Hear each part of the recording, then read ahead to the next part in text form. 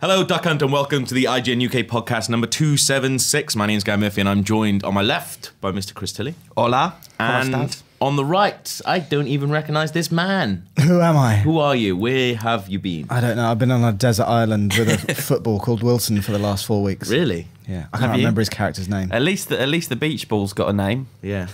Which we'll get on to. Right. Where have you been, Alex? I've been having a baby. Yeah. Excellent. Which is why I've been walking. What did you have? I had a little boy. And what is said little boy's name? He didn't have a name until yesterday. Oh, I've and not now heard it does. this. After last night, it's called Han Solo. Oh. We'll get onto your baby in a little bit, but why is it called Han Solo? Because... It's a fucking Star Wars trailer. Oh my God, it is amazing. I'm excited. Back and he's already swearing. I know. 1 I minute didn't. in. I said frickin', that's not a swear word. Did you? Yeah. I did. Okay. You can sort of get away with it. We went down. So Star Wars Celebration's going on right now. Krupa's over there. What a little shit. We're not. But we did get to go to London to the IMAX and watch Warwick Davis introduce it. I didn't. Yeah. You didn't. We did. Okay, good. Yeah, that's what I'm saying. Anaheim had J.J. Abrams, Kathleen Kennedy, Oscar Isaac. Yeah. We got Wicket. Yeah. We got Wicket standing in front of an IMAX screen, which Yeah. looked faintly ridiculous, doing kind of like, it was almost like holiday camp entertainment, wasn't it?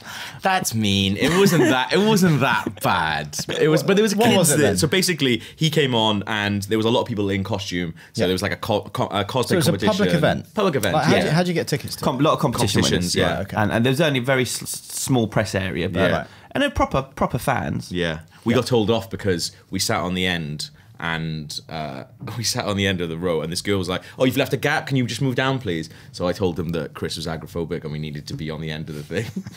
Unbelievable. He just Blamed it started on me. pissing himself. Yeah, I started laughing. But a lot of people came dressed up, so they had a costume Yeah. competition, and they had Warwick hosted a little quiz. Yeah.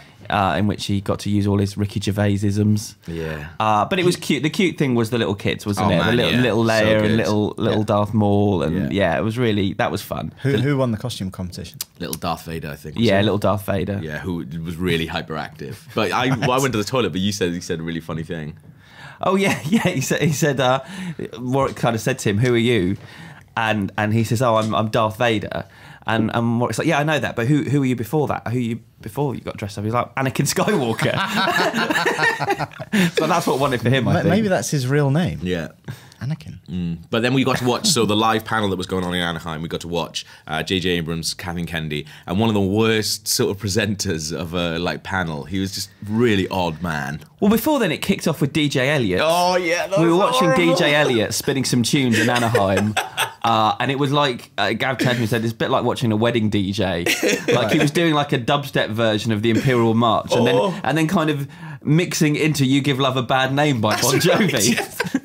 So it started off a bit odd, and then the presenter came out. He's an Entertainment Weekly writer. Right, okay. He couldn't have been more American if he tried. Okay. With the teeth and the hair. Giant nipples.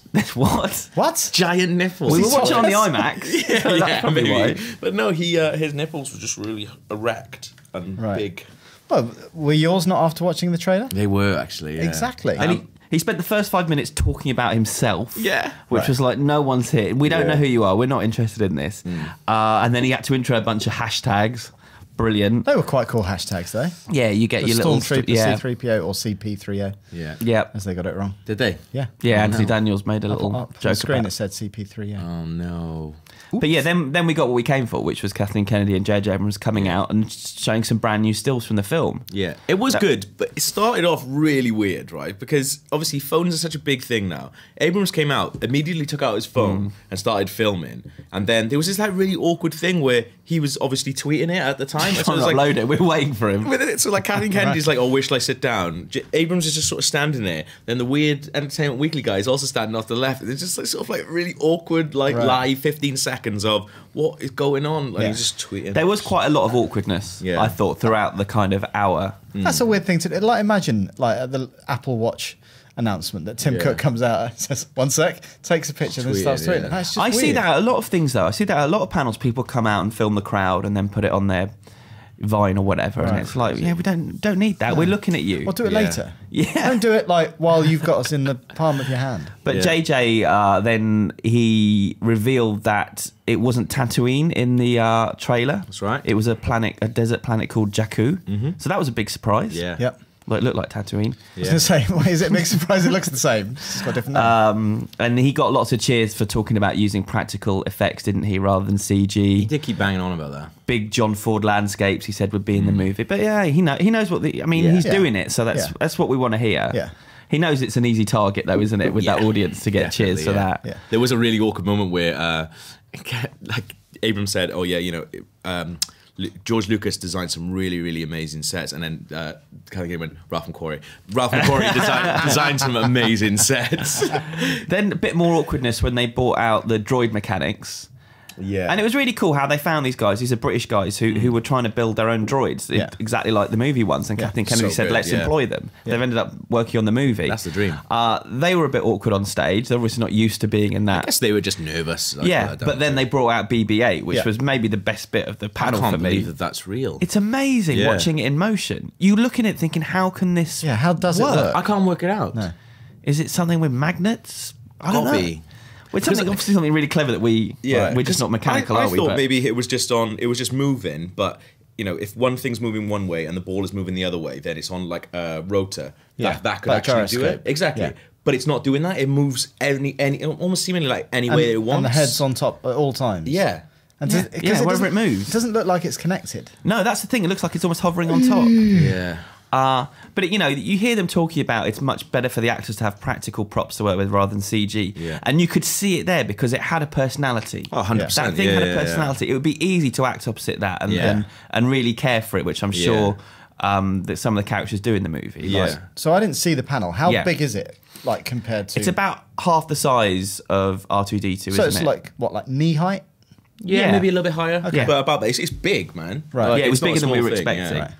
But there's a bit in the trailer which we go into in a bit. But there's a bit in the trailer where it almost seems like BB-8 is like peeking around the corner. So I think it is going to be like one of the main things. One of the main sort of like little cutie things. Bit of light relief. Yeah. And then they brought out the cast members. So we got John Boyega, Daisy Ridley, and Oscar Isaac come out and say a little bit about their characters. She said she was a scavenger. He said, Oscar Isaac said he was the freaking most awesome pilot in the universe. So you can tell he's going to be that cocky guy in it. Yeah. And John Boyega, he just kind of said how his journey is intertwined with Daisy's. So first thing Boyega said as well, he was just like, they said, "Oh, what does it mean for you guys to be here?" And he said, I love Force Unleashed 1, I love Force Unleashed 2, like odd games. He was like, he didn't mention any of the movies. He went, "I love those games, so to be in this film is really good for me." Right. It's like, really? They are good games. But But still, It did make you wonder how similar the dynamic will be between those three and the original 3 stars. It did seem like it was a similar dynamic going on there, which is quite interesting. Yeah. Although I don't know why they cast Keira Knightley as Daisy Ridley. She does look a lot She like looks her, so much like her. Really? She's got the mouth. Yeah. She's got the Keira Knightley mouth. Yeah. Yeah. Maybe there's a reason for it. I don't know. Of course, Keira Knightley was in Phantom Menace, wasn't she? Yes. Yeah. And then they bought... Kathleen Kennedy got a bit of a cheer because she said that... they asked about the lack of female characters in this movie from that original picture. Obviously, there's a lot more now. And she said that going forward, there will be a lot more women in the Star Wars universe. She was almost doing a knowing wink that one of the next films will be about a woman, which I don't think would be a great surprise. No. That's good, though. I'm excited for that. And then there were a bunch of bland international questions. So it was open to... Nah, it was random though. This one's from England. This question didn't say who it was from. Yeah. And these were just all like, "How does it feel? Aren't you excited?" It really bland stuff. Was it Krupa? And then we got the old cast come out. Yeah. Yes, I heard there's a little bit of tension between Anthony Daniels and Carrie Fisher. I didn't really pick I didn't pick Oh, up really? on that either. No, I saw a few people tweet about it saying Really? that she was kind of just like turning away from him and he was trying to be pally with her. Everyone just seemed really happy. It was like a really, really sort of positive thing, I think. Right. I didn't pick up on that. Okay. But maybe I was too excited. Yeah. I don't know. she was wisecracking, wasn't she? Yeah. Carrie Fisher. I love her voice. Peter Mayhew came out and got a big cheer. Yeah. Sat on a chair then, lazy. Yeah.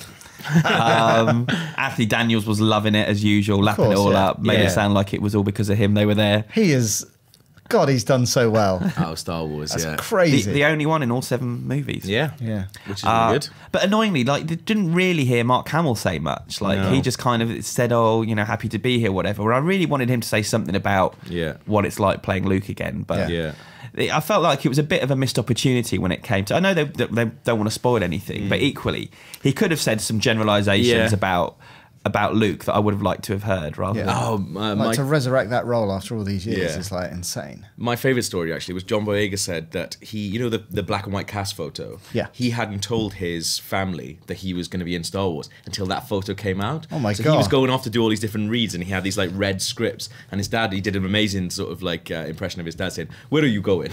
Yeah. And he said, so he'd been telling him that he was filming 24. Right. Yeah. He'd actually been off doing Star Wars. Wow. Yeah, So- he didn't until that photograph was released when Yeah. it was properly announced that he was in it. He said he didn't tell his folks. That's amazing. That is hardcore. isn't it? Carrie Fisher Yeah. did say they asked her about the hair though. Yeah. And she said the buns would not be coming No back. buns, no buns or But bikini. she'll be she said there's something alternative that people will really be into A crown. with her look. A crown. Crown. Or a I hair reckon. crown. Hair crown, yeah. And no metal bikini. No. Yeah. Maybe a good thing. That's probably a good thing. Yeah, she said no metal bikini, and everyone went, "Oh," and she went, "I promise there won't be a metal bikini," Yeah. which is good. Yeah, But yeah, and then we got the trailer twice. they played it twice Yeah. for us. Yeah. So you saw it on a big IMAX screen. We Yeah. did. I watched it on my phone. Oh, Alex, Wow, why? that's how the other half. Well, my daughter wouldn't go to bed. Didn't you say shut up? Look, So Star so it Wars." dropped around what 7 o'clock, something like that, I think. Something like that, yeah. And yeah, my daughter didn't go to sleep till 10. Right. I was literally like, "Go to bed," so I could watch it. I It's think good. yeah, almost every single like scenario and scene in that trailer was just something amazing. Yeah. Well, the first one was so shrouded in mystery and they didn't really give anything away. I felt like this gave some things away without really giving anything Yeah, exactly. away. That's Well, what I I think think. it created more talking points. Yeah. Which I really like. It's like, you know, what is going on? Who is that person talking? Exactly. Because you think it's Luke Skywalker, but is it? Well, I thought it was Donald Gleeson who's Yeah. playing like Luke Skywalker's son, because the voiceover says, but it's actually, I think I've just read actually, it's all lifted entirely from Jedi. Yeah, no, it's the same dialogue that he says in Jedi. But it's actually- not necessarily yeah. him saying it again, but Yeah. also it sounds exactly the same as him Yeah. saying it in Jedi. Yeah. Yeah. It just then you're quizzing, well, why his father's not still alive? Exactly, yeah. Or is he? Is there something going on there? But equally, it's not just what he's saying, but the way the images are put together. Yeah. Who he's talking to. You know, it's Darth Vader's mask when he says that Yeah. line. Yeah. You know, it's like when he's talking about himself. It's like if that's him, which I Yeah. think it is, with his mechanical hand, although it looks different. Yeah. Yeah. Touching R2 and then talking about his sister and passing a lightsaber. If that's Leia. Yeah. Yeah. It would all make sense unless they're trying to throw Yeah. you off the scent a little Yeah. bit. Well, that, Which, yeah. it wouldn't surprise me if that is the case. Yeah. But the opening image is amazing. Yeah. Yeah. It's just You know, amazing. the X-wing and the Star Destroyer, Yeah. like Yeah. in the sand and Yeah. looking like they've been there for a long time. Like this is stuff Yeah. from. Well, that's the thing that I loved 30 about years the ago. original Star Wars trilogy is that everything was just a bit screwed up and Yeah. old and Yeah. decrepit. And And it seems like hopefully that as we'll well. get that here. Well, the tiny glimpse you get of inside the Millennium Falcon, I guess you get one at the end, but also BB-8 in there. It looks even more dilapidated than it Yeah. was, which you'd expect. Yeah. Yeah. That shot, I mean, we just said about it, but that shot of Vader's helmet was just Yeah. amazing, like already iconic, like Yeah. straight away. Yeah. And because we talked, like, there's been like rumors and stuff that a lot of we talk about Rebel Base all the time, but a lot of the rumors are that there's someone going around collecting sort of Jedi artifacts and things like that. So I think that is that person maybe finding that. Right. But then, because Daisy really said that her character is a scavenger. Scavenger. Maybe it's her going around finding them. That seems to be like, it looked like it was her speeder that we saw in the first teaser. Yeah. Head into that destroyer to maybe have a look at it and stuff like that. Yeah. Maybe that's where she finds it. Well, do we think that she's the daughter of Han Solo? Yeah. Then she's looking. I mean, that's her grandfather's helmet, Yeah. isn't it? Right. Effectively. Yeah. So it's a family heirloom, maybe. I don't know. Just And speaking no, of yeah. ancient relics, Harrison Ford at the end. Oh my God, so good. Like, it was just, it felt really exciting to be It was in a that good cinema. payoff. Like, it felt so exciting to be in But that cinema. People I- just loved it. I did find it hard to look past the old man. I was like, He is old. really, I think he looks good. I think Really? he looks better than he's looked in a while. okay. Yeah. But he is an old man, though. I think I didn't notice if he's still got the earring in. Hopefully he's taken that out. he takes it out for his films. I think. They said he wasn't there because he's still in hospital. Of course. Oh no, he's back home now, Yeah, but but he's recovering. Yeah. He just didn't fancy it really. Yeah. But equally, even that line. So they've obviously been separated from the Millennium Falcon because they say they walk in and we're home. So Yeah. I wonder if he's been away from it for as long as everyone has. I'd like to think that maybe sort of Leia's been trying to convince him to sort of leave it, almost like Fantastic Mr. Fox saying, "Right, come on, you're too old, leave the Millennium Falcon behind." But he's going off for like one big score. That's what I think. That'd be good. We saw Kylo Ren as well. Yes, it looks like briefly. who is underneath that helmet. But does it matter? Will we find out? So we've got the Kylo Ren, and then we've also got that shiny stormtrooper as well. Yeah, who Yes. people are saying might be called Captain Phasma. Really? Okay, I didn't see that. Yeah, that's the rumor. Right. Again, so that looks like a villainous, Well, that's a villainous character. I think that's Gwendolyn Christie. I in agree that. with you. It's Yeah. it's just something in the split Yeah. second they're walking. You think that's a tall It was woman. it was a kind of Yeah. like the way that she swaggers around in Game of Thrones. Yeah. Like that sort of one stride forward. Instantly, I was like, yeah, that's Gwendolyn Christie. I don't know why. Well, it's not Max von Sydow, and No. it doesn't look like the walk of Adam Driver. No. It's weird saying this, like speculating about someone's walk in a We split have to second. do But Rebel Base about it every single yeah, week. yeah. Well, at least you got something to talk about now. Oh, I know, yeah. But one bit of news we got from the ground there from our colleagues in Anaheim is that it looks like the names of the two factions might have changed. Right. So it sounds like the Empire is now called the First Order. Okay. And the Rebels are now called the Resistance. Right. Which is interesting, but I like it. Like they've got to move things forward, Yeah, haven't yeah, they? yeah. They've got to. It's got to be same but different. Yeah. Yeah. And I feel like that it isn't. You know, it just takes it forward a little bit, doesn't Yeah. it? And Well, that's the thing. Like, I guess with the Empire, after the Emperor has carked it, Yeah. like, who's going to rise up in his place and take over? So, Well, I think that there's a lot of like because like Empire the Hand, like if you know the extended I'm universe not that stuff. familiar So with it's it, but basically Thrawn was off, like General Thrawn was off, basically building another empire Right. in these all other bits of the galaxy. And then as soon as everything went down after Return of the Jedi, Yeah. he returned then with this basically another empire that he'd been building. Right. So rather than after Palpatine dies, rather than them having to rebuild, it's already been rebuilt, and he's Right. already got this massive force to bring down. So Right. I think it's gonna kind of draw on that. I think yeah. or that kind of idea, which is a really cool idea, I think. But there's another thing as well that people have seen on the show floor, which is John Boyega's outfit. Yep. And it's got like a holder for a lightsaber, so people are saying, is he a Jedi? Oh, Yeah. right. Because I thought it was just like a pistol holster. Well, people have said that it looks exactly like a Right. thing. yeah, he definitely sat on the fence when it came to That was fun, what yeah. side his character was on. But there's no way he's not a goodie in some way, shape, or form. No. Even if he isn't at the beginning of the film. Yeah. He will be, yeah. Yeah, definitely. he looks like, they kept saying, he looks like in every shot, in every trailer so far, that he's having just a really bad time of it. Yeah. He's sweating, he's stressed. Well, I think what we've been saying since the beginning is like he's a force-sensitive stormtrooper who's forced to sort of turn his back on everything and has to deal with the fact that he's sort of a deserter, and that's how he sort of gets involved with Daisy Ridley. I think. Yeah. I think that's definitely happening. I tell you what, Christmas cannot I come don't soon know enough. what I'm going to like. I don't know how I'm going to be able to handle actually watching it. But that was the same, the same feeling with Phantom Menace. Yeah, Oh exactly. my gosh. It's the same feeling, except you can temper it a bit more now because Yeah. of being burnt. Yes. But the feeling is good. Are you Like, still they- afraid of being burnt? I'm not. No, with each decision that's made all the way through this, Yeah. you're more encouraged with Yeah. the cast, the director, the teaser, the second teaser. Like everything makes me feel a bit better about Yeah. it. Yeah. But equally, I've just got to stay.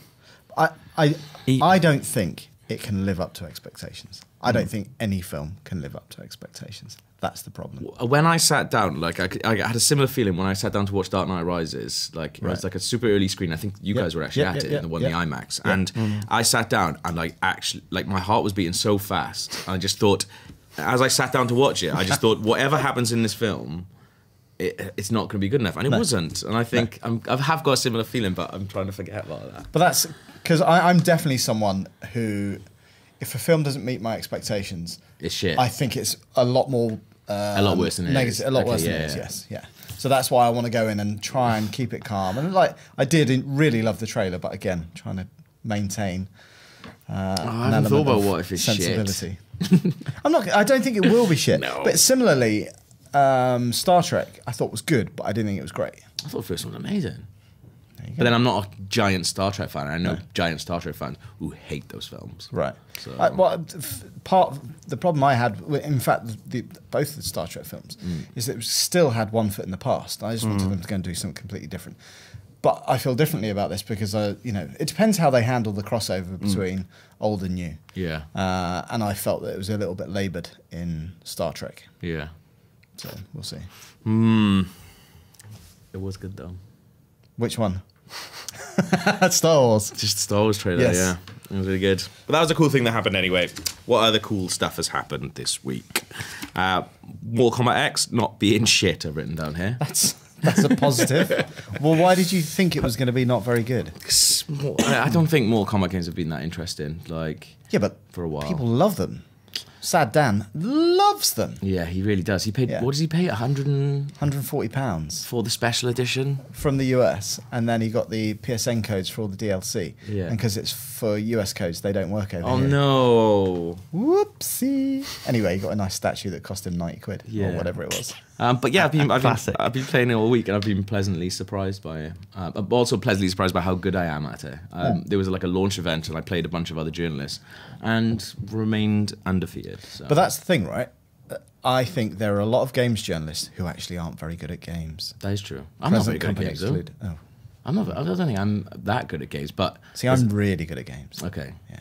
It is quite good when you go to. It is quite good when you go to an event and you see people who are genuinely shit at games. I find it embarrassing. It's like, you got 2 hours to play this game and they're still on the same level at the end of it. It's like, I look forward to reading your write-up. Who's the best at games in our office? Krupa's good. Rory. I'm hearing rumours of Rory being a bit Well, he was good on the Titan Souls vid that you guys did. Yeah, he's really good at that.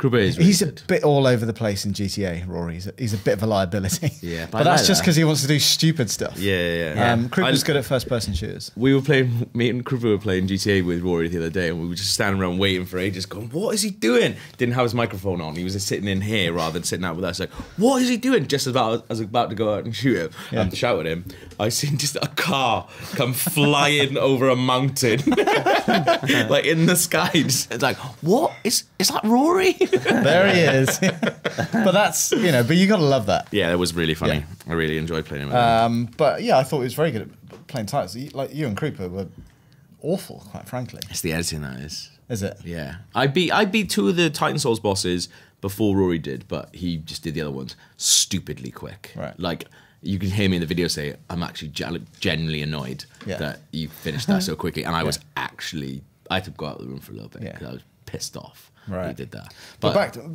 Mortal Kombat. Mortal Kombat. See, I've always grown up on Street Fighter, and I've never really been able to. It's like FIFA Pro Evo, switching between one and the other. Yeah. I find really awkward. Yeah, there's Completely different, like combo system, all that kind of stuff.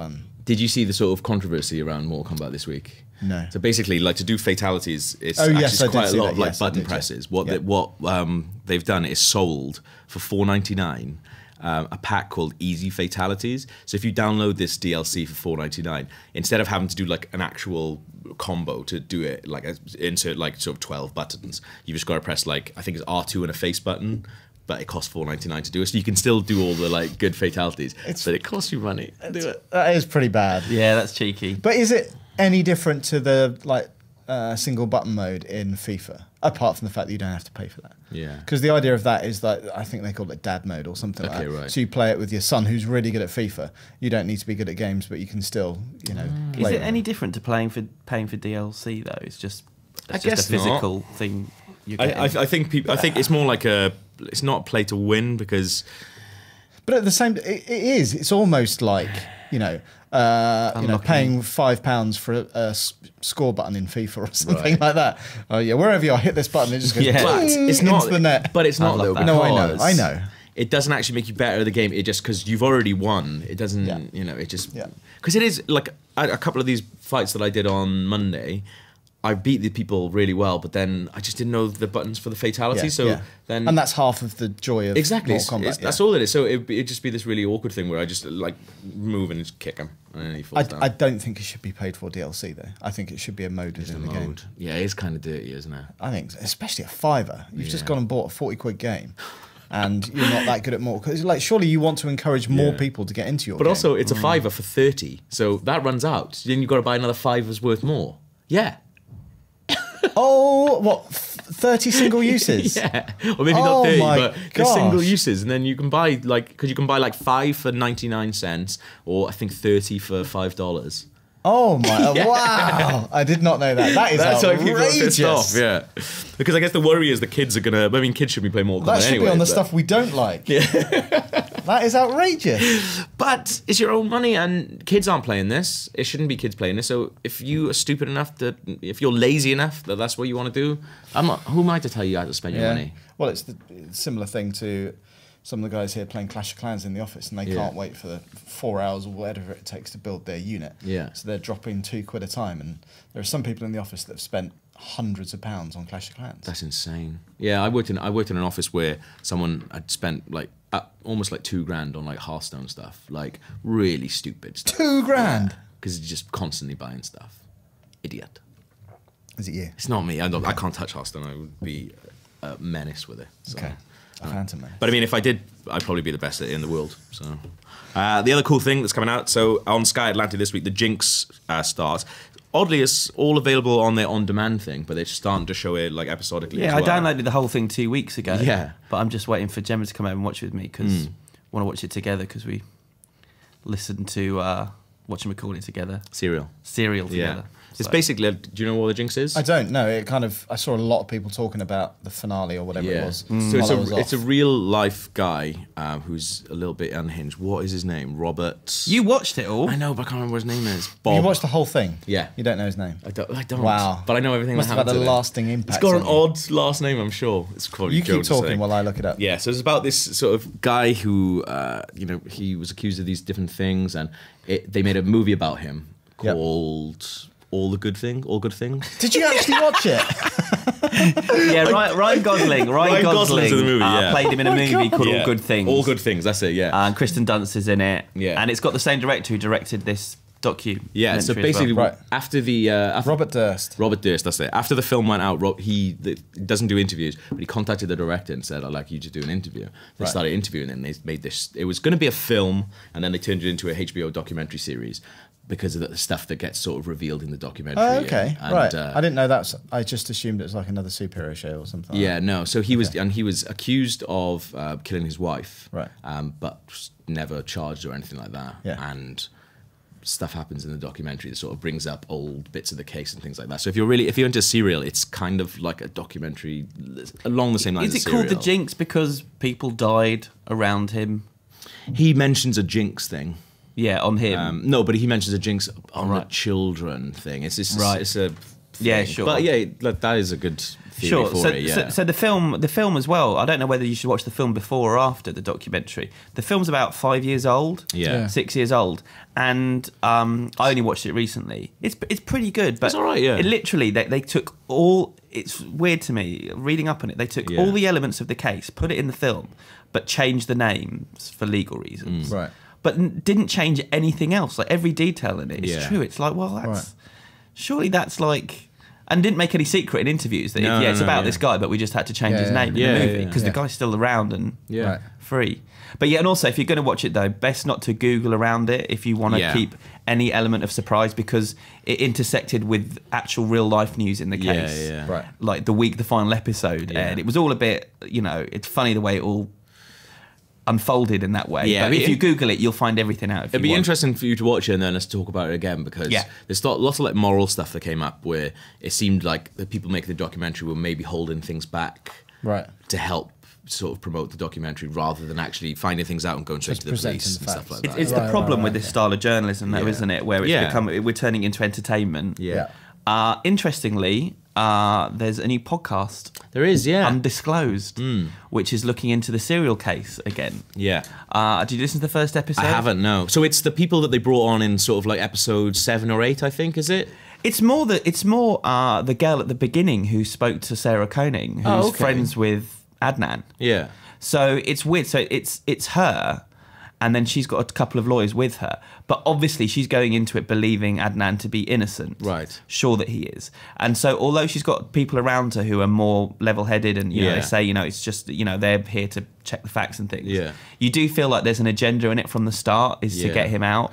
See, I thought it was the people that Kanan hired. Maybe a couple of the other people are. Okay, right, yeah, but it's definitely her. She's the driving force of it. Right, okay. I found it a little bit boring. You realise how good the serial style was and the use of music and the scripts were. Where this one, it's a little drier and it's a little more boring. They're trying to do it in the same way, but I don't know how much I'll keep listening to it. And it's going over just stuff you've heard so many times at this point. I don't know if I want to hear it all again. Yeah. Well, that's the thing. The serial producers, they worked on This American Life for years, and that is the best podcast, and it's so well produced.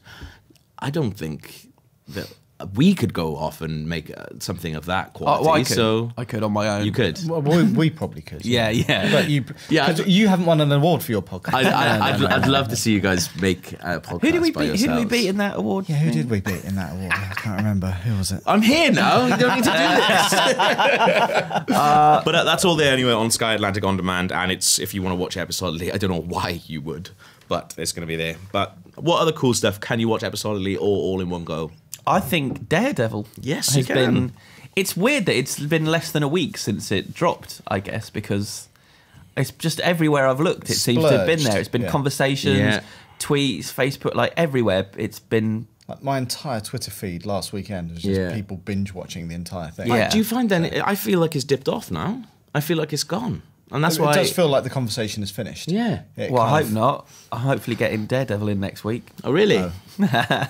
Well, the actual guy. Matt Murdock. Yeah, that's. I don't know if that's going to happen at the moment. Okay, but cool. I just pitched for him to come in on Wednesday. It does feel like that though. Like something comes out on Netflix, and I think maybe it's just for the circle of people that we deal with, who are within the media, working in the media, or the hardcore superhero geeks. I think a lot of people will be dipping in and out of it. And well, I'm 4 episodes in, sure, so I've still got a way to go. Yeah. Sure, so you'll still be talking with us about it when you come in and stuff. Yeah, it's the first time I've really gone to town on a show like that. I've finished it now. Right. I normally like spacing out a bit more. No, I said now. I like spacing stuff out a little bit more. I find straight to the fights. And I've got to be I found it really. I felt like I was under pressure watching it. Why? Because I wanted to get to the end so we could talk about it. I could talk about it on here, and it's our job. Yeah. It's my job on the superhero show to be able to talk about it. But so, Dan, so why haven't you watched Game of Thrones then? Yeah. The entertainment editor of one of the biggest websites in the world. Because I've tried twice and don't like it. That's fair enough. But that's not the point. You wouldn't walk out of a film you're reviewing halfway through and go, I don't like this. I've never done. I've never done. I wish I could. It is a little bit more of a. You've got to give a lot more to it if you don't like something. Game of Thrones. I don't do a weekly Game of Thrones show though. I do a weekly superhero show. I'm joking. You've got no. I do feel bad that I've not done Game of Thrones. The one I feel guilty about is the point. Can we talk about Daredevil? Yes, we can. Yeah. Yes. But I did feel that I felt a bit of pressure. Yeah. And I think that was affecting my enjoyment of the show. I can kind of get I've got to get to the end of this in the next week because we're probably going to do a show on it. Yeah. See, I feel the same about Game of Thrones, but that's mainly to avoid any kind of spoilers. Because it's just, even like the first episode, and there is nothing in there really that's spoilerific. Yeah. But as soon as it airs in the US, my social feeds are just blitzed with people. Well, that's because people are analysing things like that, and I think you get that a lot. Like I really love. I've talked about it before. I really love Vulture's Mad Men stuff, but I've had to unfollow them because if I haven't watched it, they're just spamming their thing, going, okay, here's 5 pieces on last night's Mad Men, and like in their Facebook thing and in their Twitter, there's a screen. I was like, I don't want to know anything. So that happened a little bit with the Star Wars trailer last night because I couldn't watch it, but then I was just getting stills of Vader's mask and stuff like that, and I was like, I've just got to avoid all this until I can sit down and watch it. Yeah. But I really, really like Daredevil. I think it started off slow for me. Everyone was saying that episode 1 and 2 were like their favourites, but I don't know. I don't think that's the case. The fight scene in episode 2 that everyone's talking about is absolutely brilliant. Good. Yeah, really good. I found it quite samey. Like Daredevil is possibly my favorite like comic book character. So I was going in again with like really high expectations. But I think not because the Charlie Cox is in Boardwalk Empire, but I was kind of expecting that kind of level of drama and that kind of level of show. It's just, as it is, it's just a really, really good superhero show. I think there's too much filler in it. I think I really felt it around sort of 10, 11, 12. Okay. I felt that a little bit. That they just stretch out a bit too much, and there's investigations and conversations that go on too long and that I'm really not interested in. Right. A lot of the stuff with Foggy, I think you could take out the show and it wouldn't really change it that much. I find him a little bit annoying. Yeah. But isn't that part of his character though? Sure, I don't know. I just think you could have a wisecracking sidekick that's not that's a bit more less annoying than that guy is. I just I don't think he's very like Foggy's character is kind of meant to be annoying, but Sure. I don't know. I don't think he's interesting to watch. I think everyone else is really good. I think the girl who plays Karen Page, Deborah Wall, is really, really good. Charlie Cox is amazing. Rosario Dawson is really, really good. But I think Foggy, the guy who plays Foggy, is just not as good as them. My favourite episode is the last episode. Okay. Please don't. And I think the stuff with Kingpin is all the best stuff. So that's only that's where I'm at. They've just introduced him because obviously interrogate. Well, I felt like it took too long to get there. I felt like they could have had a couple of things that he does early on in the show could have happened in episode 1 or 2. And it's only episode 4, and I can't remember if it's the end of episode 3 or the beginning of episode. I think it was the end of episode 3 that he's introduced. Okay. Yeah. Well, you see him. That's not too long to wait. Yeah. I find the thing that I really like is the timeline of it. Like it seems to take place over like maybe a month, if that. Yeah. Like some episodes follow straight on from each other. Yeah. Like I think that's a really, really good way of doing it. Well, he's got an incredible ability to heal himself in a very fast. He gets beaten up a lot. Well, in the show about Daredevil, he gets beaten up a lot. Well, he's left in the dumpster and has just got like stab wounds and everything. But then he has to go do that amazing fight. Yeah, but like the episode straight after, he's like, bit of a scratch on my face, but I'm all right. Let's do it. But I really like the fight in episode 2 when he has been just beat up, but he has to go back and he's just absolutely knackered, just like leaning against a wall, beating up guys. That was so good. Yeah. I'm kind of disappointed there's not more courtroom stuff in it. Yeah. He does that one speech early on, which is amazing. Well, that's the one where he's defending the guy. I don't, for spoilers, I won't talk about it. Yeah, there's that one. I didn't even think that speech was the that fight good. After that, really? And there's no more courtroom stuff, and it's like I want. That's an interesting direction to go in. Yeah. That sets it apart. He's a lawyer. Yeah. It sets it apart from all these other superheroes. Well, that's the thing that I love about Daredevil is he's one of the only superheroes where his like actual identity is almost more interesting than his superhero identity. Sure. There's a lot of like there's really, really good runs I keep meaning to bring in for you, where there's one particular run where Matt Murdock is defending Daredevil in court, and it's just an amazing storyline, and it's just really, really good, and you don't see him in costume for issues in that. I think they kind of, for me, it's always like he'll do something in the day, and then which will take about 3 minutes, and then it'll be 20 minutes of him at night beating the shit out of people that he's not getting stuff out of in the day. And I do kind of like that, but it seemed like that was the structure, and that happened quite a lot in the episodes. And for me though, it's been a really good week for like villains in the Marvel TV and cinema universe, because I think the thing that Marvel hasn't been able to nail is good villains. Yeah. So many of these films have been great movies without a good villain. Yeah. Almost all of them. But you've got Age of Ultron is screening now. Okay. I've seen it. And Daredevil, a lot of us have seen. And finally, I feel like we're getting somewhere with interesting villains that are as interesting as the heroes, if not more interesting. I think Daredevil is more interesting than the hero. Yeah. And he plays it really well. He plays a really, really like odd. It's really weird, isn't it? It's a really weird performance. I've interviewed that guy though, famously on the Brazil Pele set visit.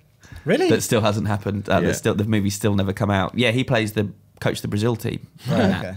And although he's changing his voice and acting, he's not that dissimilar. Yeah. He's quite a strange presence to be around. I love him. Very intense and very softly spoken and speaks quite slowly. And I was a bit scared of him then, let alone when he's playing this character. He's played some really, really odd characters. This is going to sound mad, but in the film The Breakup with Jennifer Aniston and Vince Vaughn, which is not a great movie, but he plays Vince Vaughn's brother in it, and he plays him. I don't know if that's written down or what. Like, go check it out on YouTube. Yeah. There's some of the stuff that he does in that thing, like, absolutely cracks me up because it's so weird and it's so. I'll try and find some of the clips, but it's just mental. Like, and I always wonder, like, he seems like the type of guy who would bring that to the character, I think. Yeah. And maybe that's what he's done with Fisk as well. And did you recognise the girl who plays his love interest? No. I haven't checked this, I believe she's Superman's mum in Man of Steel. Really? Yeah. That girl on Krypton at the start. But anyway, no, I really enjoyed it. I had some problems with it. that I think I put on Twitter and I got loads of abuse for. Did you? But I just did have some issues with it, but I can't go into all of them because we haven't all seen of course, it. Yeah. So I didn't even need to hopefully- binge watch it. Yeah. But this time next week, I'm sure I would have finished it. So Yeah, I definitely will. Like after the last episode, I'm more excited to go back to it than I was. I feel a little bit like you. I was like, I need to watch all of this so I can chat about it. But I'm more excited about it than I was before. I wanted it all to be more like the last episode. Okay. okay, let's leave it there. Yeah. That's good.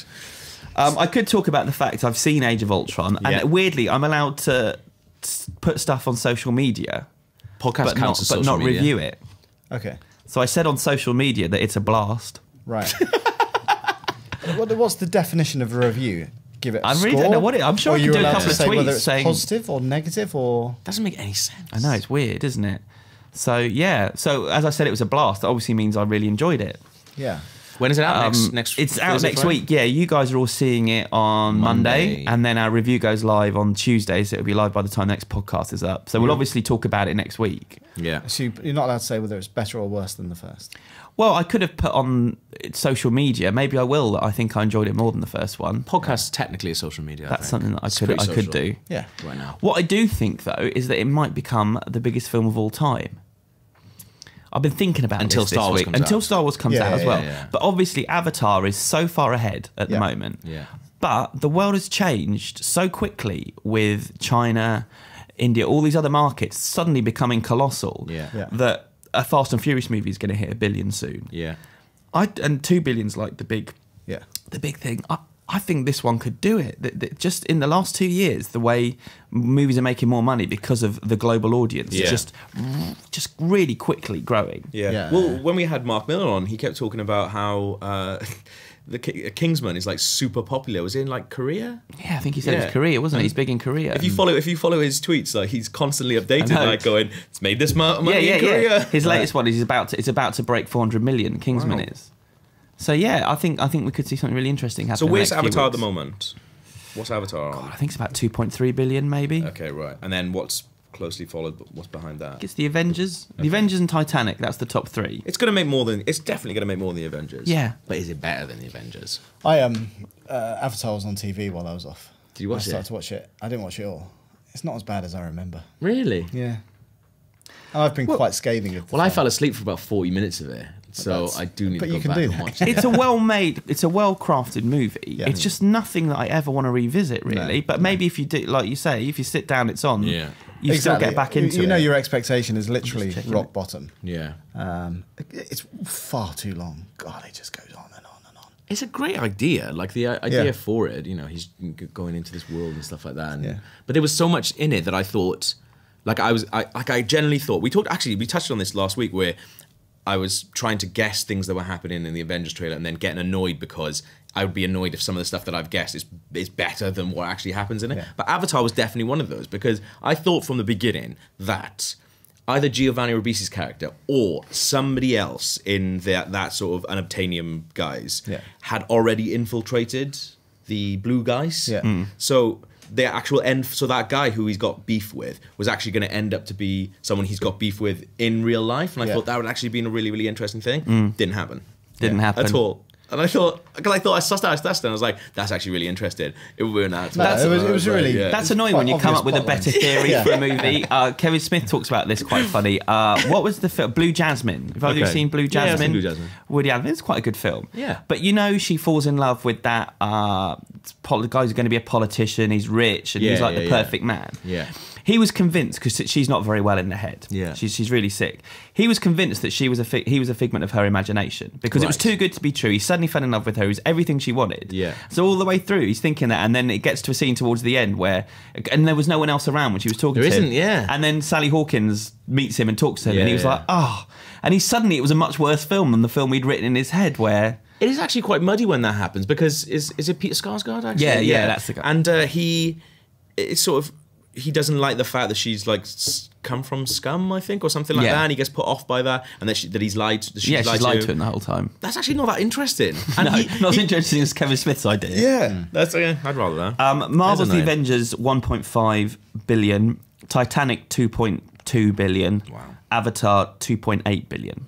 Wow. So it's a big That's jump. A big jump. It's over $1 billion from number 3, Yeah. but Yeah. I think we could see it happen this summer.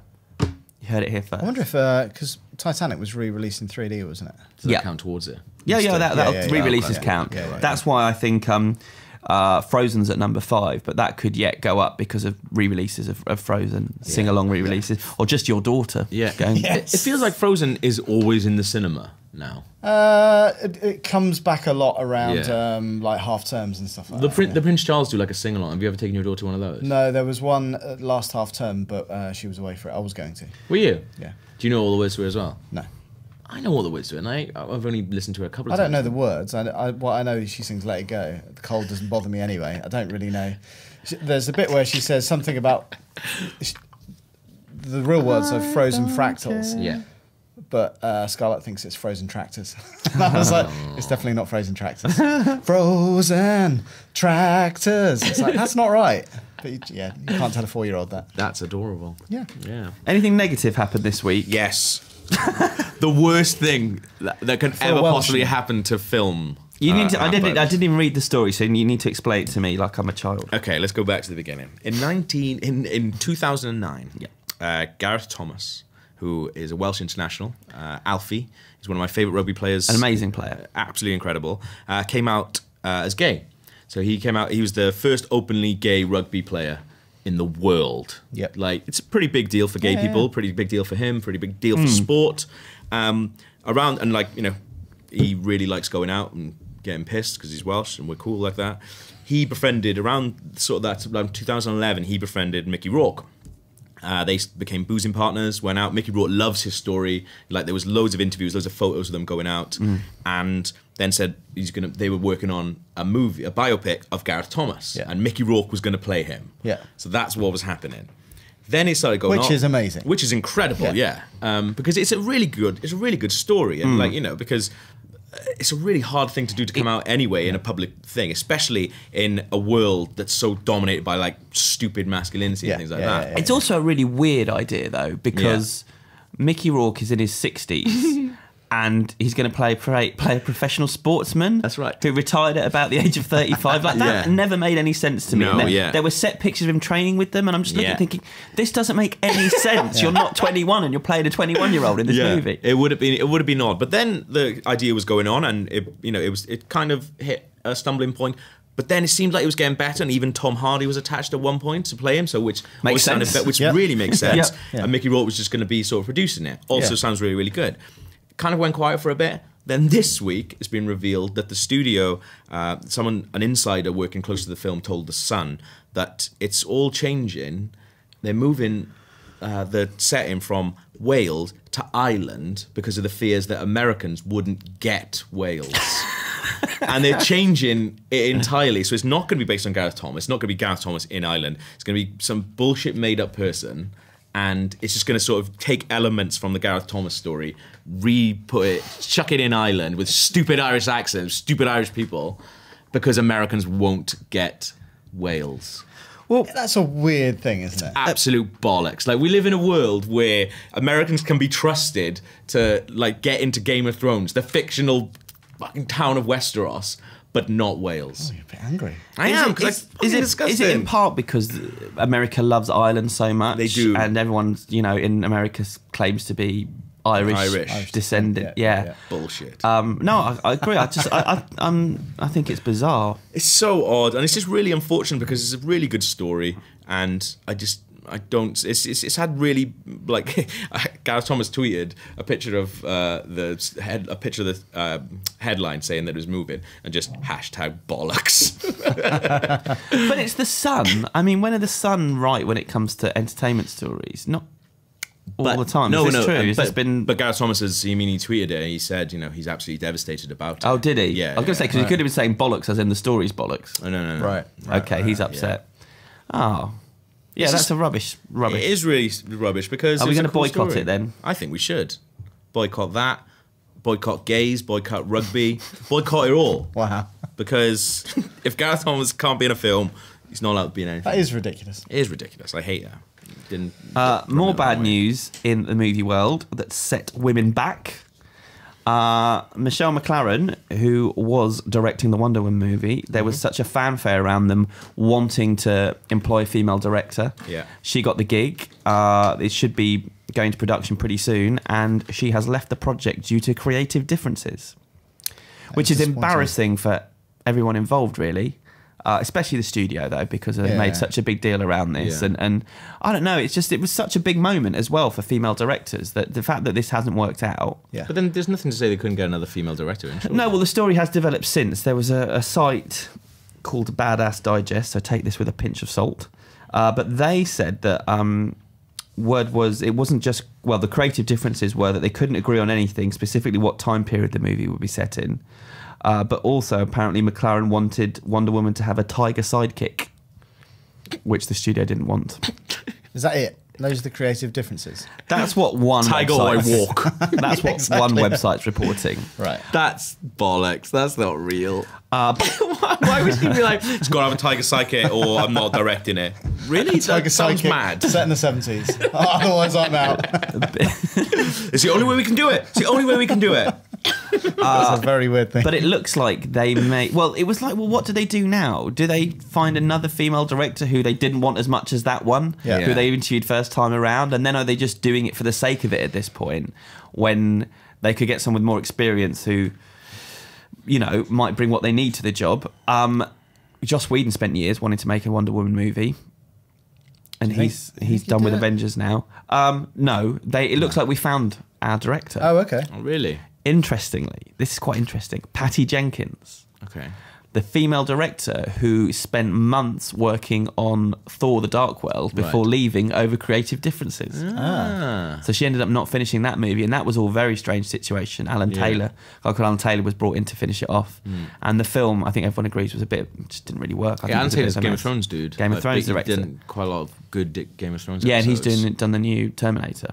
But yeah, so Patty Jenkins, who directed Monster with Charlize Theron, and she's done a lot of TV. Looks like she'll be doing Wonder Woman. So it looks like they found a female director who has got some experience in superhero production, albeit one that didn't really work. Why did she leave Thor? Creative differences. She wanted a pet snake for Thor. Didn't happen. Same reason Edgar Wright left Ant-Man. Creative differences is just bull, isn't it? Yeah. We don't want to tell you. So yeah, that was a bit of a sad story, but Yeah. It's never nice when stuff stops that you're interested in. no. But there we are. Should we do some feedback then? Let's do it. So I've written here, fake one about what order Alex will show Star Wars to his kids. So I forgot to write a fake bit of feedback. But this is something that we talked about on Rebel Base the other day. So it's kind of from Krupa. So Daniel Krupa writes in. All the way from Anaheim Yeah. in Los Angeles. I was just thinking, what order will Alex show Star Wars to his kids? That's a great question from, who is it again? Daniel Krupa. Daniel Krupa. Yeah, Oh, yeah. nice name. Cranial duper. Yeah. Because we started talking about this on Rebel Base the other day and we thought we wanted to sort of bring it to you. Why me? Just because I'm the only person with children? Yes. Yeah. And you've just had a little boy. You know, it's going to be quite a big thing. Sit down Don't with- show them to him yet. I won't. It's What? too soon. Wait till he's got a name. He just had the trailer in his face. Are you awake? You watching this? Well, that's it. blowing his tiny mind. You do have to support his neck, otherwise you just swap over like that. But is Scarlett at the age yet where Well, she knows that I love Star Wars. Okay. And she's embarrassed by it? No. She pretends to. A, she pretends to love Star Wars, and B, she pretends to love Arsenal. That's really cute. And so if football was on, she's, I want to watch football with you, Daddy. 2 minutes later, she's like, it's boring. I'm going to go and do something else. Yeah. And she loves, obviously, Princess Leia, Yeah. all that kind of stuff. Because for my Secret Santa, I got a sort of Darth Vader and Princess Leia book about the kind of parent-daughter I know that book. relationship Wow. thing. So, and we've read that together. But I think it's a tricky one in terms of how I would position it, because part of me just wants to say, you're not going to watch the prequels. Right. But that's me forcing my opinion on them. And Yeah. I don't want to do that. I'd rather just say, look, I'll sit back, you watch them, you form your own opinion, Yeah. then I'll say you're wrong. But this is the thing. This is the thing we were talking about. Because if you watch them, if you do like that, then and they watch them 1, 2, 3. Yeah. Then you deprive them of the giant "I am your father" moment. Well, that's the only reason to not do it. Yeah. It's the only reason to do them out of order is for that moment in the movie. Yeah. So it's whether you value that enough. high enough. Look, they're going to be 6 years old. They're not going to be like, oh my God, are they? They're going to be like, he's cool. He's got a cool weapon. Well, it depends when you're showing it to them, I guess. guess. Well, probably that. I watched Star Wars at the cinema when I was four and a half. Here's a question I'll Which I ask think is a bit as young. well, is also in this day and age, can you grow up to that age without hearing, especially now Star Wars is back, Yeah. without finding out through other media that Luke and Darth Vader are related? I think it's just something that's out there now. Yeah. But if you're showing it, if a 7-year-old might...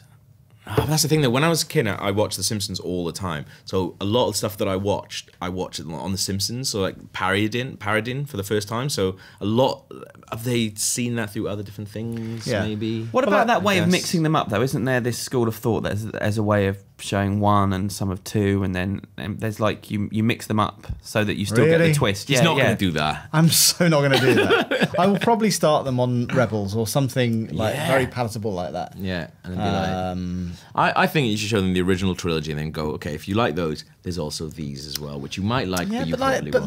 That's your opinion. Stop stifling your children, you monster. Yeah, I guess so.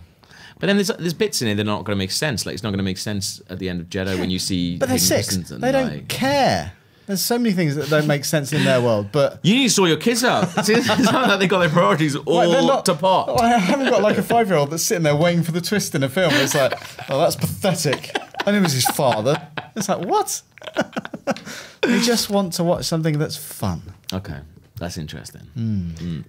I watched Shaun the Sheep with her the other day. Shall I? Didn't see the twist coming. She didn't like the bad animal catcher man. Okay. Have you seen it? I haven't. It's quite good. Yeah, I love Shaun the Sheep. I think I love anything Aardman. See, I thought, because this was a topic, I thought you were going to talk about this random way of watching them, so I didn't even look it up. Right. Okay. This is the thing. Okay, So I'm interested. one person, this is one school of thought that thinks you should actually never show Phantom Menace, Okay. but do them 4, 5, 2, 3, 6, Why? because you still get the twist. Right. Yeah, but that's... How confusing is that going to be for a child? Really confusing. I'm confused. Listen to those It's numbers. it's like the way you'd watch the Fast and Furious movies now, because 4 and 5 are set before 3. Yeah. Yeah, but 2... You wouldn't go from Empire Strikes Back to Attack of the Clones. That wouldn't make any sense. Well, I've not tried it. And I've not read through this. I thought this was something that we were going to... No, it was just asking me what I thought. I haven't... It's all about me. I haven't watched them for a while now, so I think I actually might try this. There's an article written. Someone's done a really long article about the Right. reasons for doing it in that way. Okay. I didn't know about think this. it's interesting, though. I do it's- think it's really interesting. I think I'm going to try it.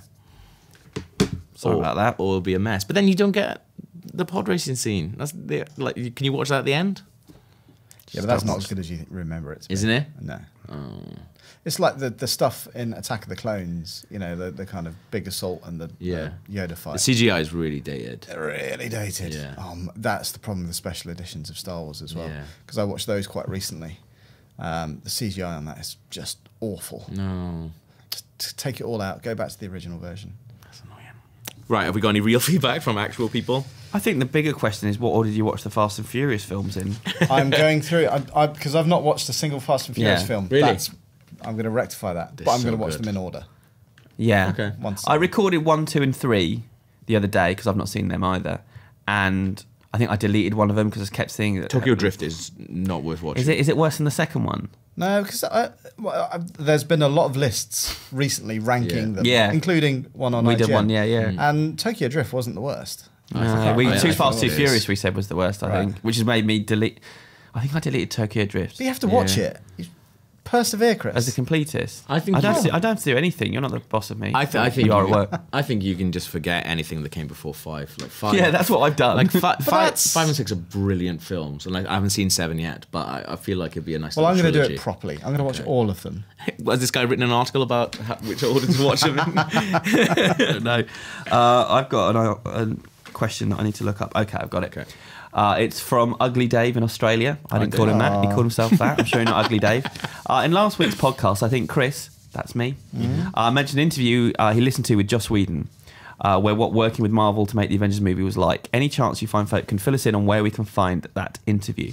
Yeah, it was quite an interesting interview. It was around the time Avengers came out. Okay. And he was talking about why he wrote a script that it was all about the Wasp was the female protagonist because they didn't think Scarlett Johansson would be in it. Right. And it made me kind of think that the Wasp will be a big part of the Marvel universe going forward if it's in his mind.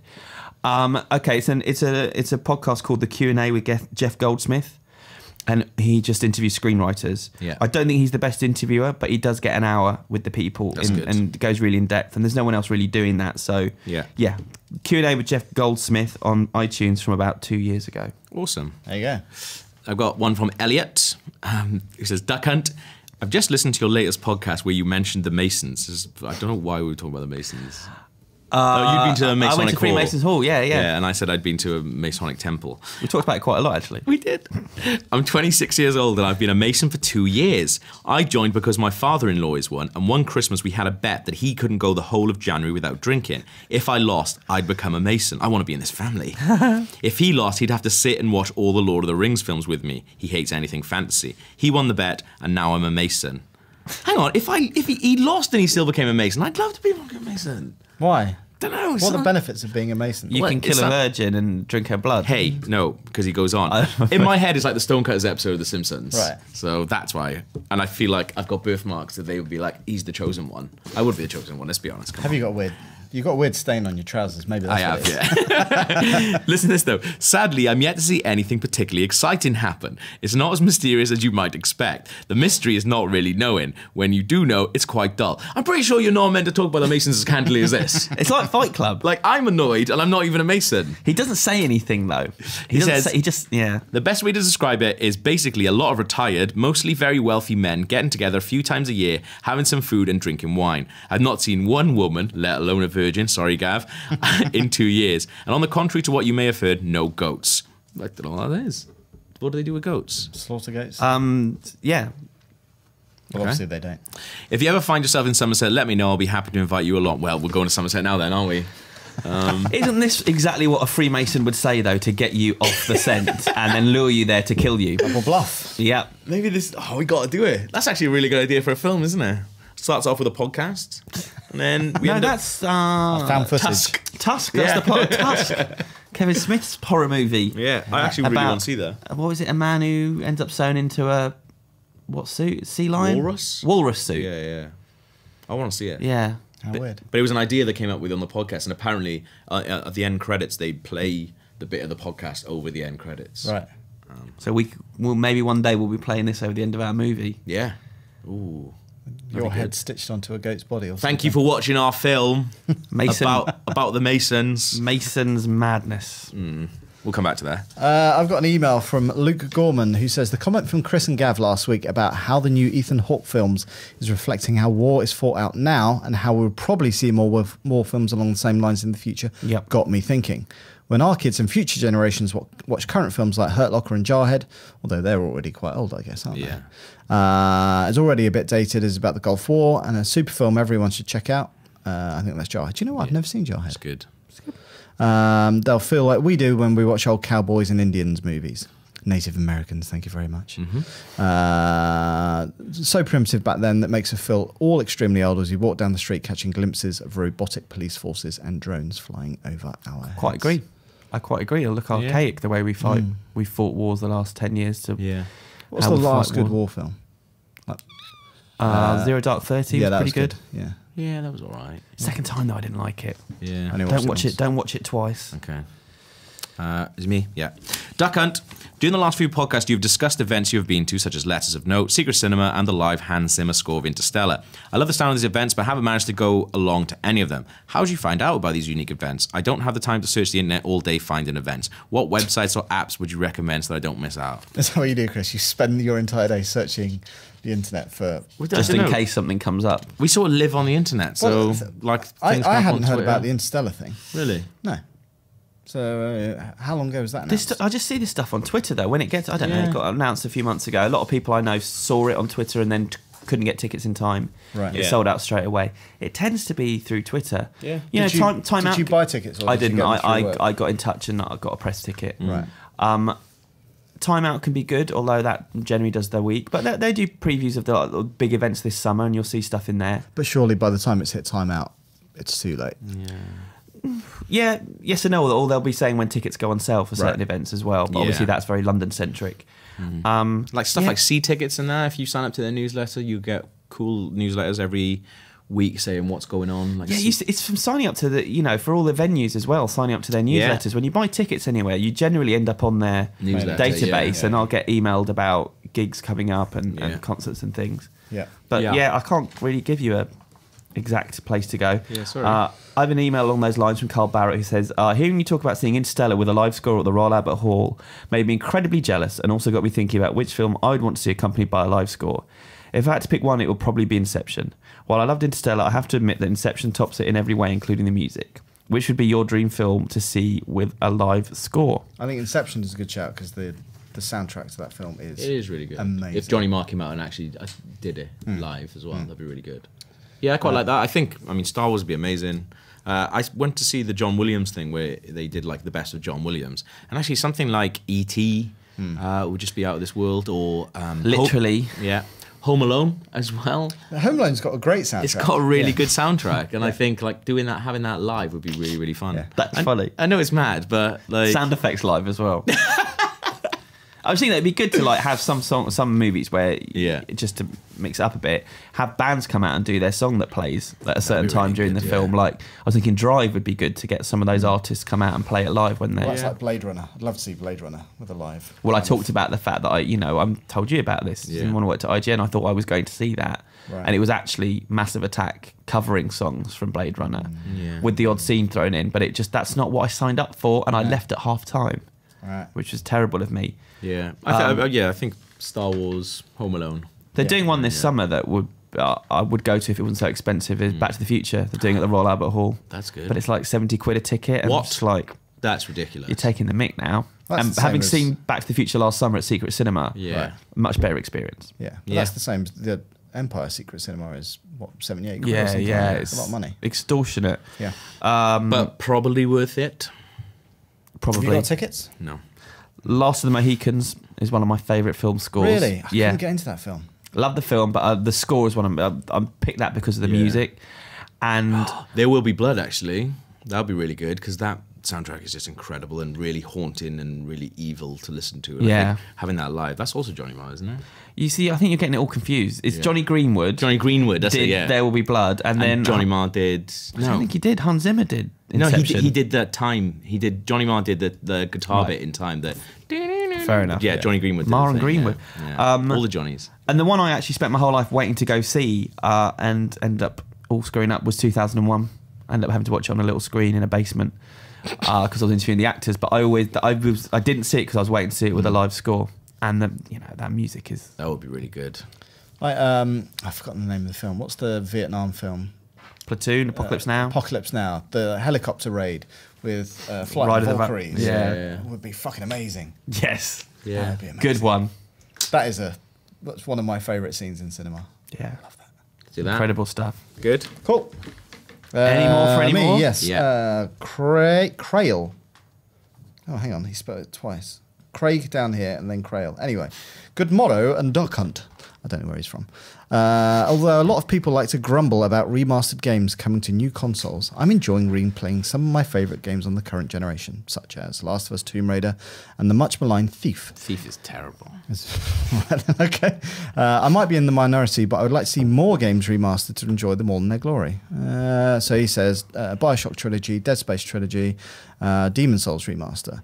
It is weird that they're doing the Dark Souls stuff, but not Demon Souls. Yeah.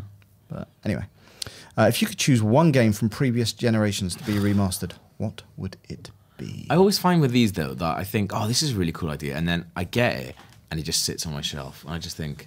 It's never quite as good as you want it to be. It's things like the Shadow of the Colossus and Ico collection, the HD remakes of those, weren't very good. They literally stuck it in higher resolution. They didn't update the I textures didn't mind or it. anything. Oh. And also, it just showed to me how Shadow of the Colossus was very much a game of its time and hasn't stood up very well. I played it. I played it Well, again. I you quite are liked wrong. it. I am right. That's unfortunate. Yeah, it is I thought unfortunate. it But it's good that one. I've corrected you on that now. So Maybe like Mario 64 redone in sort of with Galaxy skins and stuff like that to look like that, which would be really, really good. yeah, I'd like but to it play needs that to be. I think the problem with it is, I don't like old games that much unless they've properly been remastered. Like, I guess the exception there is two Zeldas, Ocarina and Majora's, which have been, Well, I that's think, the brilliantly brought up to date. But that works perfectly for that console. You wouldn't want to play that, I don't think, on the Wii U. Although Wind Waker is... The Wind Waker thing is amazing. Game. That's what, like, all the Nintendo ones in fairness, because Nintendo are not going to do things half-assed. Not saying that a lot of companies do it half-assed, but you know, they outsource. They outsource all this work to other companies and just go, right, just make it look nice. Yeah. Chuck it out. I can't think of anything. But it's like stuff like San Andreas, which I loved. What was that? 10 years ago, 12 years ago, however long? I don't know. But even playing that on iPad, it's like the game just doesn't stand up as well now as it does alongside GTA 5. That's the thing, like the actual game bits of it. It's nothing to do with how it looks. Like, Yeah. I don't care about that. Yeah. Like, it's the fact that it's just, you know, it's an old game now. Yeah. It's the thing that I love Resident Evil, but anytime you go back to like the old ones when they got over remastered, you go, you forget The controls are so like shonky, and a lot of people say, that's the point of Resident Evil, but nah, not interested. no, Yeah. we've moved on. Leisure Suit Larry. Yeah, Would you do it again? Would you go back? Yeah. there's quite a lot of Leisure Suit Larrys that have come out that are probably in HD you could play. I don't know. I just thought I'd say it. Yeah. Speedball 2. There's actually a But really that's- interesting thing that's come out this week around Speedball 2. There's a Kickstarter for a book that someone is trying to write on the Bitmap Brothers and about all those old games and things like that. It's on Kickstarter right now. Yesterday, it hit like 10% of its thing. But you should check it out because it looks really, really good. All right. Sounds good. That's it. Last piece of feedback, that. There we are then. Releases. What's out this week? You got anything good? GTA 5 finally out on PC. Yeah. Looks pretty. Have you seen it running? I haven't. I've seen videos and stuff that people have been The really 60 funny. frames a second stuff it makes it look insanely fast. Right. But at the same time, if you've already got it on console, You're not gonna pay it, you wouldn't bother. There is a video on IGN of someone in the US playing 4K versions on 3 4K screens, wraparound screens, and that looks incredible. Yeah, I bet. But again, you'd need You're never serious going to do dough. that. Yeah. More Kombat X, which we've already talked about, and Titan Souls. There's a really good video of me, Krupa, and Rory playing that. Really, really good game. I think we talked about it slightly last week as well. Yeah. What films are out? It's a weird week. It feels like a week they're kind of burying movies. What with Age of Ultron coming out next week and Furious dominating. So we've got The Town That Dreaded Sundown, which is a horror movie I reviewed last October, actually. Okay. It's very meta.